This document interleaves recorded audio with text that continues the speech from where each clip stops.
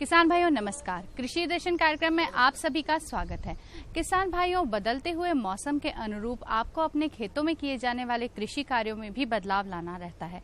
ऐसी ही सामयिक व तकनीकी जानकारियां लेकर आते हैं हम आपके अपने कार्यक्रम कृषि दर्शन में, जिसमें आप सभी का स्वागत है। तो आइए देखते हैं आज का अंक की शुरुआत करते हैं खबरें खेती और मंडी भाव से।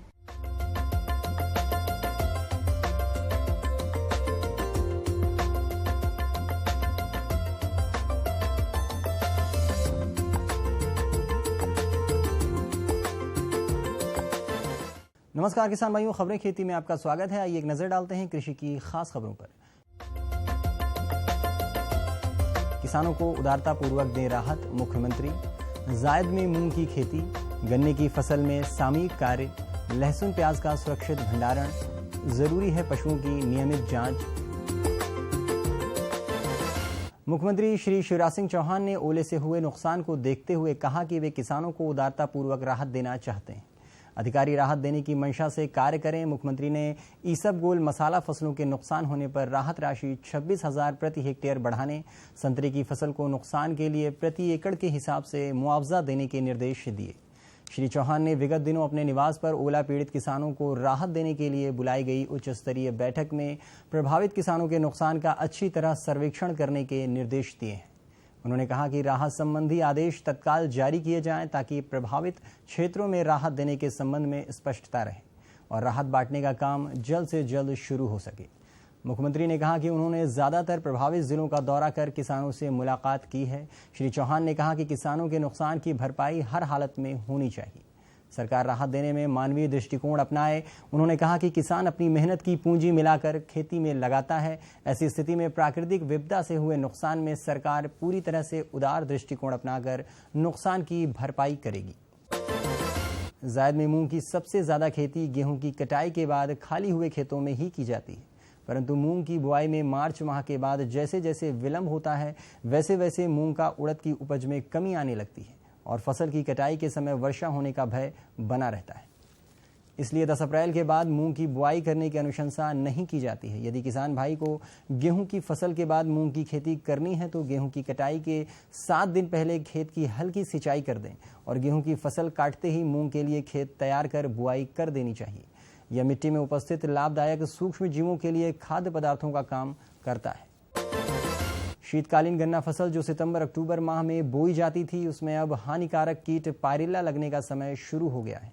पायरिल्ला की रोकथाम के लिए जैसे टेट्रास्टिक्स, पायरिल्ला, आयनसिटोक, पोपिलियोनस तथा कालीन्यूरस पायरिल्ली का भी प्रयोग कर सकते हैं। यदि रेड माइट यानी अष्टपदी मक्खी गन्ने के खेत में नजर आए तो 500 मिलीलीटर ऑक्सी डिमेटोन 25 EC या 600 मिलीलीटर डाई मैकोएट 30 EC 250 लीटर दवा पानी में घोलकर छिड़काव करें। साथ ही बसंतकालीन गन्ने में नाइट्रोजन की दूसरी किस्त 1 बोरी यूरिया प्रति एकड़ डालें व गेहूं की कटाई के बाद अप्रैल में भी गन्ना लगाया जा सकता है। इसके लिए COH 35 किस्म सर्वाधिक उपयुक्त है। प्याज व लहसुन प्रमुख शीतकालीन मसाला फसलें हैं जो शीघ्र पककर खुदाई के लिए तैयार होने लगती। इनका सुरक्षित भंडारण ही मुख्य जरूरत है। भंडारण से पहले कंदों को अच्छी तरह से सुखा लें। अच्छी तरह से पके हुए चमकदार, ठोस व स्वस्थ कंदों का ही भंडारण करें। भंडारित प्याज की परत की मोटाई 15 सेंटीमीटर से अधिक न हो। पकी हुई फसल पर मैलिक हाइड्राजाइड के 5000 ppm घोल का छिड़काव फसल की भंडारण अवधि को बढ़ाता है। भंडारण गृह का तापमान 0 डिग्री सेल्सियस तथा आर्द्रता 60 से 65% रखें। समय समय पर भंडार गृह की जांच करते रहें व सड़े गले कंदों को बाहर निकालते रहें। नियमित उत्पादकता बनाए रखने के लिए पशुओं में रोग नियंत्रण बेहद जरूरी है। इस हेतु साफ स्वच्छ वातावरण, हवादार आवास एवं संतुलित आहार पशुओं को उपलब्ध कराकर अधिकांश पशु रोगों का नियंत्रण किया जा सकता है। नियमित टीकाकरण के माध्यम से अनेकों बीमारियों पर नियंत्रण किया जा सकता है। वर्ष में 2 बार 6 माह के अंतराल से एकटंगिया, घटसर्फ एवं मुंह पका, खुरपका रोग से टीकाकरण के माध्यम से बचा जा सकता है। इस समय किसान अपने पशुओं को कृमिनाशक दवा पिलाएं एवं स्वास्थ्य की जांच करवाकर नियमित टीकाकरण करवाएं। किसान भाइयों, खबरें खेती में बस इतना ही। अब आप देखिए मंडी भाव और मुझे दीजिए इजाजत। नमस्कार।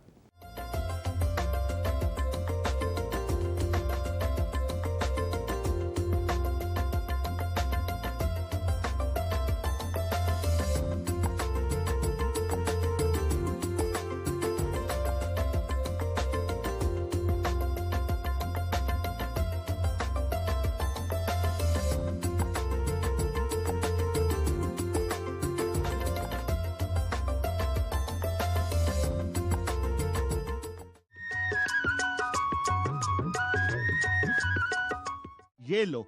और बताओ।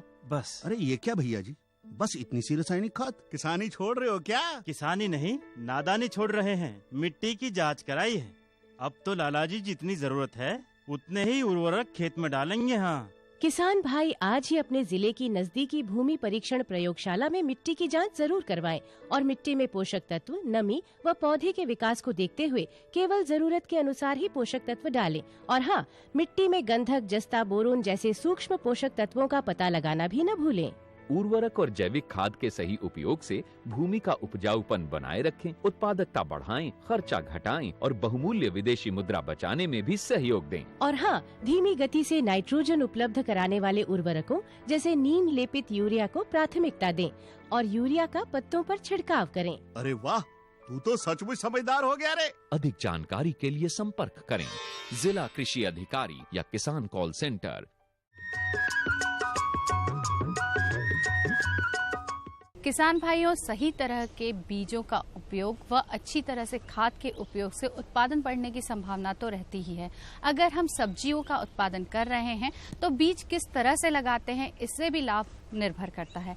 किसान भाइयों, सब्जियों के लिए अगर हम नर्सरी प्रबंधन करते हैं तो हम उसे किस तरह से करें व उससे क्या क्या लाभ की संभावना बढ़ती है, आइए लेते हैं इसी विषय पे कुछ और जानकारी दे रही है हमारे विशेषज्ञ डॉक्टर प्रिया अवस्थी, जो कि उद्यानिकी विभाग से हैं, कृषि महाविद्यालय गंजबासौदा से। पौधशाला प्रबंधन के लिए या पौधशाला डालने के लिए किसान भाइयों, जिस प्रकार की जमीन का हमें चुनाव करना चाहिए, तो ये ध्यान रखना चाहिए कि वो जमीन जो है वो सतह से थोड़ा सा, पौधशाला जहाँ पे डालें या क्यारी जहाँ पे बनाएं, वो जमीन की सतह से थोड़ा ऊंची बनाएं और उस जगह पर पानी का निकास अच्छा होना चाहिए। दूसरी बहुत महत्वपूर्ण बात है कि वहाँ पर सूर्य का बहुत समुचित प्रकाश मिलता हो, यानी दिन में कम से कम 3-4 घंटे की अच्छी धूप उस जगह पर मिले और उस जगह की मृदा का पीएच मान जो होता है, जिसे हमारे सभी किसान भाई जानते हैं कि कहीं की मृदा क्षारीय होती है, कहीं की अम्लीय होती है, तो ना ज़्यादा क्षारीय हो ना ज़्यादा अम्लीय, 6 से 7 के बीच उसका पीएच मान रहे। और जो हल्की मिट्टी होती है वो पौधशाला के लिए उत्तम मानी जाती है। तो हम बलुई दोमट या दोमट मिट्टी वाली भूमि में अपनी पौधशाला को तैयार कर सकते हैं। अब हमने जगह का चुनाव कर लिया कि किस तरह की जगह पर हमें पौधशाला बनानी है, तो बात आती है कि उस जगह की, उस मिट्टी की तैयारी कैसे करें। तो जैसे मैंने बताया कि हल्की मिट्टी होनी चाहिए और अगर आपकी जगह जहां आपको पौधशाला बनानी है वहां की मिट्टी भारी है तो आप उसमें 2-3 किलोग्राम प्रति वर्ग मीटर के हिसाब से बालू मिला सकते हैं, जिससे कि उसका जो है जल का निकास वो वहाँ पर उचित हो जाएगा। और उससे पहले हम अपने खेत की तैयारी करेंगे तो मिट्टी में 2-3 प्रकार की कर्षण क्रियाएं हम कर सकते हैं, जो कि किसान भाई अपनी सुविधा के अनुसार कर सकते हैं। पहला है जिसको हम कहते हैं ग्रीष्मीकरण। ग्रीष्मीकरण में अप्रैल मई के महीने में हम गहरी जुताई करके अपने खेत को खुला छोड़ देते हैं या अपनी जगह को खुला छोड़ देते हैं और लगभग 1 महीने वो जगह खुली तेज धूप में रहती है। वो उसके बाद उस जगह पे हम पौधशाला बनाते हैं, जिससे ये होता है कि इतनी तेज धूप में जो भी मिट्टी जनित जीवाणु हैं, विषाणु हैं, कीटाणु हैं जो कि हमारे पौधों को ग्रसित करेंगे, वो स्वतः ही नष्ट हो जाते हैं। इस विधि को ग्रीष्मीकरण कहते हैं। दूसरा है सोलराइजेशन, जिसको हम कहते हैं कि सौर ऊर्जा को जमा करके जीवाणु को, कीटाणुओं को नष्ट करना या जमीन में स्थित कीड़े मकोड़ों को खत्म करना। इसके लिए हम क्या करते हैं कि मई जून में अपने खेत में गहरी जुताई करके गुड़ाई करने के बाद 200 गेज की सफेद पॉलीथीन से अपनी पौधशाला की भूमि को ढक देते हैं। अंदर का ताप अंदर रहता है और पॉलीथीन के अंदर का ताप इतना बढ़ जाता है कि उस जगह के कीड़े मकोड़े जो भी होते हैं, कीटाणु, वो अपने आप ही नष्ट हो जाते हैं। इसके बाद हम 4 से 6 सप्ताह के बाद इस पॉलीथीन को हटा देते हैं और उसके हटाने के लगभग हम 15-20 दिन बाद इसको खुला छोड़ देते हैं और उसके बाद अपनी बुआई कर सकते हैं। तीसरा आता है भूमि का उपचार हम फॉर्मेलिन के द्वारा। आप सभी ने फॉर्मेलिन का नाम सुन रखा होगा, लेकिन ये जो उपचार करते हैं ये हम बीज की बुआई के 15 से 20 दिन पहले करना चाहिए हमको ये। और इसमें हम 1.5 से 2% फॉर्मेलिन का घोल जो होता है उसको अपनी पौधशाला वाली जमीन पर डालते हैं। उसके बाद जैसा हमने सोलराइजेशन में किया था कि सफ़ेद पॉलीथीन से 200 गेज की पॉलीथीन से ढक दिया और किनारे पे मिट्टी चढ़ा दी, वैसा ही करते हैं। लेकिन इसमें हम 1-1.5 महीने बंद ना रख के इसको सिर्फ 24 घंटे के लिए बंद करते हैं। जो फॉर्मेलिन गैस अंदर बनती है पॉलीथीन के अंदर, उससे जितनी भी हमारी बीमारियों के रोगाणु कीटाणु जो भी होते हैं ज़मीन के अंदर, या जो भी ऐसे तत्व होते हैं जो कि हमारे छोटे पौधों को नुकसान पहुंचा सकें, वो सारे खत्म हो जाते हैं। इसी तरह हम जो फफूंदीनाशक हैं या जो हमारे कीड़े मकोड़ों को मारने वाली दवा है, उसका छिड़काव भी अपनी भूमि पर कर सकते हैं। अब हमारी ज़मीन की चुनाव हो गया कि किस ज़मीन पे पौधशाला लगानी चाहिए, उस भूमि की तैयारी कैसे करनी चाहिए। उसके बाद सबसे महत्वपूर्ण बात आती है कि बीज, कि हमें बीज लेना है, जो डालना है उसका हम कुछ उपचार करें या ना करें। तो देखिए किसान भाइयों, अगर हम बीज को उपचारित करके बोएंगे तो निश्चित ही हमें सफलता ज़्यादा मिलेगी, क्योंकि अगर हम नहीं उपचारित करते हैं तो आप सभी जानते हैं कि आधे से ज़्यादा बीजों का अंकुरण ही नहीं हो पाता है, वो किसी बीमारी से पहले ही पौधे ग्रसित हो जाते हैं। तो इसके लिए बाज़ार में जो दवाइयाँ आती हैं, कैप्टॉन है, थीरम है, इसका 3 ग्राम प्रति किलोग्राम बीज की दर से हम उपचारित करें। और अगर संभव हो तो जो हम बीज उपचार करें वो किसी ढक्कन वाले बर्तन में या मिट्टी के बर्तन में या प्लास्टिक के ढक्कन वाले बर्तन में इस पाउडर को और बीज को डाल के खूब अच्छे से हिलाएं। उसके बाद बीज को थोड़ा सा छांव में सुखा के डाल के फिर बीज को बोएं। और बीज लेते समय भी ये ध्यान रखें कि जो हम बीज ला रहे हैं वो हमारा प्रमाणित संस्था से होना चाहिए या किसी जो हमारी शासकीय नर्सरी है वहाँ से होना चाहिए। इसी प्रकार बुआई के समय भी ध्यान रखें कि हमारी जितनी मानक दूरी है उतनी दूरी पर ही बुआई करें, कतार में बुआई करें। और साथ ही साथ इस प्रकार बुआई करने के बाद बीज के ऊपर मिट्टी जो ढकें वो बहुत हल्के से हाथ से बस मिट्टी की एक बारीक परत डालें। ज़्यादातर साधारणतः जो हमारी पौधशाला सब्जी की बनाते हैं उसके लिए हम 3 मीटर लंबी और 1 मीटर चौड़ी क्यारी का चयन करते हैं और ये ज़मीन से 15 से 20 सेंटीमीटर ऊपर सतह पे बनानी चाहिए। और ये भी ध्यान रखें कि 2 क्यारियों के बीच में कम से कम 1 फीट की जगह आप छोड़ें। बीज की मात्रा जितनी जिस भी फसल के लिए अनुशंसित है, जैसे कुछ उदाहरण मैं बताती हूँ कि जैसे संकर टमाटर की किस्में हैं तो उसके लिए 250-300 ग्राम 1 हेक्टेयर की अगर आपको पौध प्राप्त करनी है। और जो हमारी क्यारी का साइज है वो 50 से 60 वर्ग मीटर बड़ा होना चाहिए। पौधशाला में 2 बीमारियां आती हैं, एक होती है पतगलन और दूसरी होती है विषाणु जनित, जिससे कि पत्तियां मुड़ जाती हैं और नीचे की तरफ मुड़ जाती हैं। तो जो पतगलन है उसमें पौधा है जमीन की सतह से गलकर गिर जाता है। इसके लिए हम थायरम या कैप्टॉन का 2.5 ग्राम प्रति लीटर के घोल बना के पौधे को उपचारित करें, या फिर उर्वरक मिश्रण जिसमें 1:1:1 में मिट्टी, रेत और बालू का मिश्रण बना के इस पे दवाई डाल के मिला के पौधे की जड़ों पे लगाएं।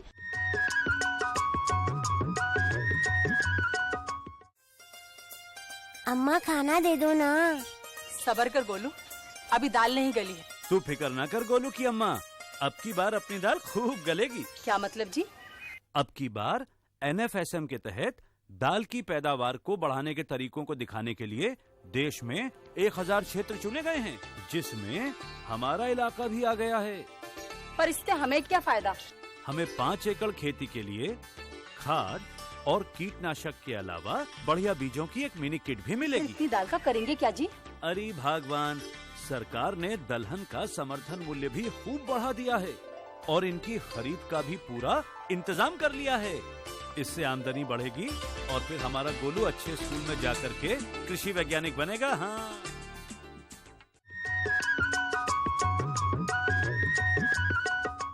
किसान भाइयों, अगर हम खेती के साथ साथ कुक्कुट पालन का कार्य भी करते हैं तो लाभ दोहरा हो जाता है। गर्मी के मौसम में कुक्कुटों का विशेष देखभाल करनी पड़ती है।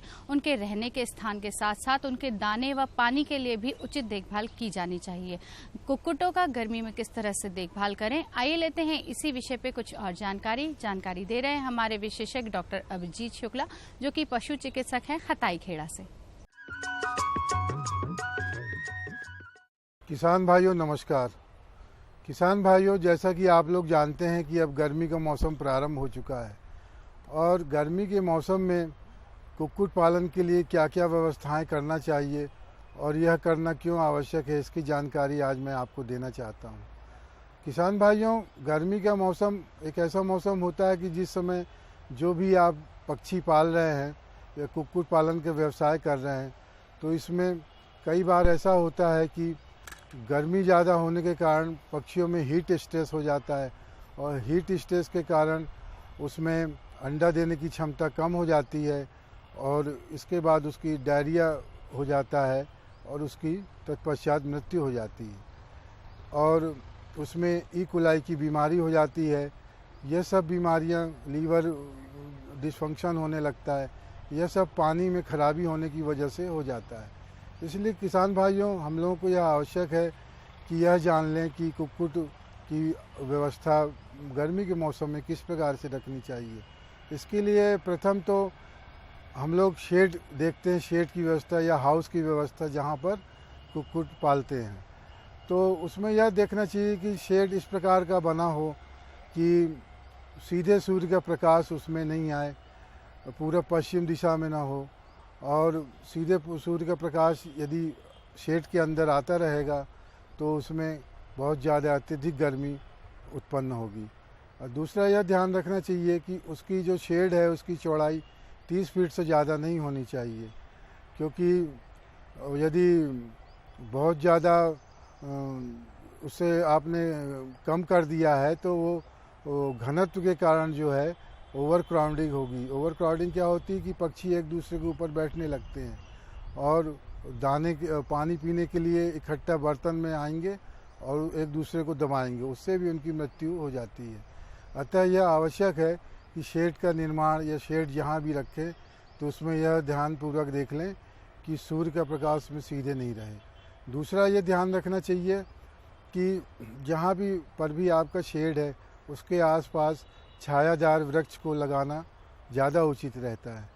यह छायादार वृक्ष आप यदि सर्दी का मौसम है तो उनको काट के अलग कर सकते हैं, पर गर्मी के मौसम में ऐसे पेड़ लगाने चाहिए जिससे कि शेड के अगल बगल ठंडक और छाया बनी रहे। दूसरा किसान भाइयों, दूसरी बात यह ध्यान देने योग्य रहती है कि जो भी शेड अपन बना रहे हैं जिसमें कि पक्षी रखे हैं उसमें छत की क्या व्यवस्था होनी चाहिए, क्योंकि छत की व्यवस्था का कि बहुत अधिक योगदान है। गर्मी में जैसे सूर्य का प्रकाश सीधे छत में आता है और उसके कारण जो गर्मी रिफ्लेक्ट होकर अंदर आती है उसका बहुत अधिक असर पक्षियों में पड़ता है। तो पहला तो ये ध्यान देना चाहिए कि जो उसकी छत है वो एस्बेस्टास की बनी हुई हो, जो सीमेंट की चादर होती है उसकी बनी हो, बजाय इसके कि आप टीन की चादर या पक्का ईंटों का या कंक्रीट का छत बनाएं। उसकी बजाय ये ध्यान रखना चाहिए कि एस्बेस्टास टीन की चादर का ही उपयोग करें। इस चादर में जो ऊपर के साइड है वहाँ पर आप चूने की पुताई कर सकते हैं या एल्युमिनियम का पेंट वगैरह ये लगाया जा सकता है। इसको लगाने से क्या होता है कि जो सीधे सूर्य की रोशनी है वह नहीं आती, वो रिफ्लेक्ट हो जाती है। अतः जब भी गर्मी का मौसम प्रारंभ हो तो एस्बेस्टास शीट की चादर में चूने की पुताई अवश्य कर दें। यदि एल्युमिनियम का पेंट उपलब्ध नहीं हो रहा तो उससे काम चल सकता है। दूसरा यह बात ध्यान देने योग्य है कि इनके ऊपर आप बोरे, जो आपको दाने वगैरह के बोरे मिलते हैं आहार व्यवस्था के लिए, जो बोरों का उपयोग किया जाता है, उन बोरों को भी गीला करके चादरों के ऊपर बिछा देते हैं। या इसके अलावा आपको यदि घास मिल जाए, सूखी हुई घास या गन्ने की पत्ती, इनको जो है इनको भी काट के छत के ऊपर डाल देना चाहिए। इनको छत में रख देने से यह है कि जो सूर्य का सीधा रोशनी छत पे आएगा तो उससे नीचे अंदर शेड के अंदर ठंडक बनी रहेगी। इस प्रकार से हाउस की व्यवस्था, उसके बाद छत की व्यवस्था के बाद तीसरा यह आता है कि उसमें अन्य क्या व्यवस्था होनी चाहिए। अन्य व्यवस्थाओं में जैसे उनकी जो शेड की जालियां हैं, खिड़की जिसको बोलते हैं आप लोग, वह बिल्कुल खुला होना चाहिए, हवादार होना चाहिए, जिसमें ताज़ी हवा एक तरफ से आके दूसरी तरफ से क्रॉस होके जा सके।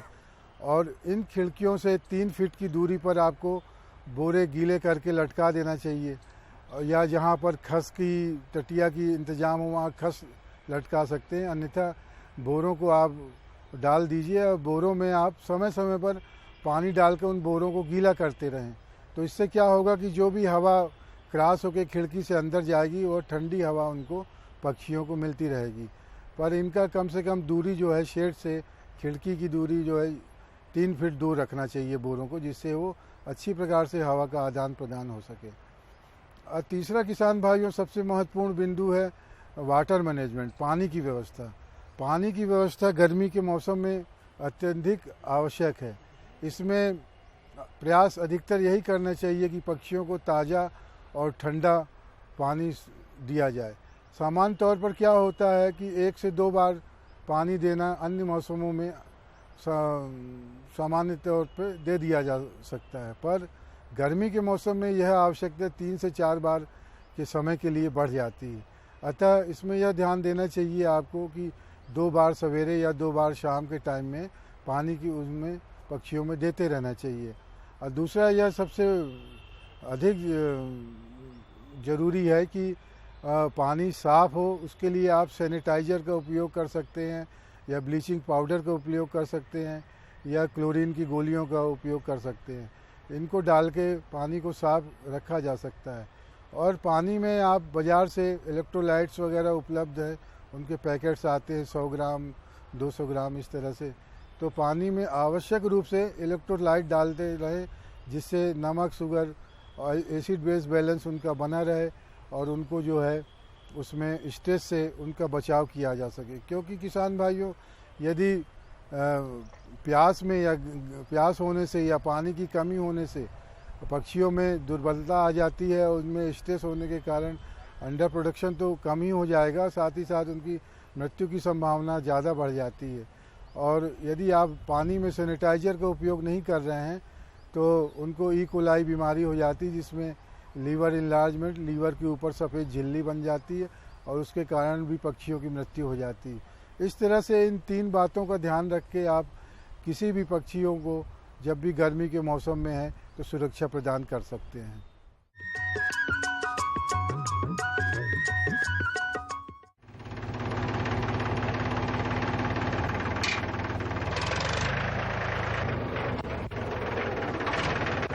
अरे हरकू वाह, बीज, कीटनाशक और आज खाद भी। अरे इतना खर्चा कहाँ से?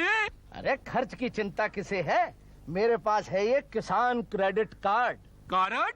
अरे बैंकों द्वारा जारी इस कार्ड से किसान उसकी सीमा तक की रकम कभी भी बैंक से निकलवा सकता है और खेती बाड़ी की सामग्री कभी भी खरीद सकता है। कर्ज के झंझट से भी छुटकारा और तो और बिजली के बिलों का भुगतान, डीजल इससे खरीदना और आसान हो गया है। तो हर को भैया एक कार्ड मेरे लिए भी। किसान क्रेडिट कार्ड के लिए नजदीकी बैंक से संपर्क करें और पाएं ढेर सारे लाभ। क्या करूं? हाँ मैं ऐसे ही करूंगा। हाँ अच्छा मैं जा रहा हूँ। अच्छा जी जी जी हाँ ठीक है। जी जी जी। किससे बात कर रहे थे इतना हंस कर? किसान कॉल सेंटर, विशेषज्ञ से खेती के बारे में सलाह ले रहा था। सुबह भी रात को भी? किसान कॉल सेंटर सुबह 6 बजे से रात को 10 बजे तक खुलता है।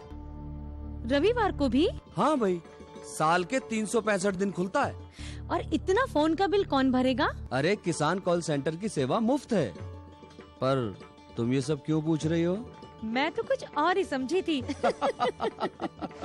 किसान भाई, कृषि संबंधी समस्याओं का अपनी भाषा में तुरंत समाधान पाने के लिए पूरे भारत में किसी भी फोन से राष्ट्रीय हेल्पलाइन नंबर 1800-1801-551 पर संपर्क करें। किसानों का दोस्त किसान कॉल सेंटर।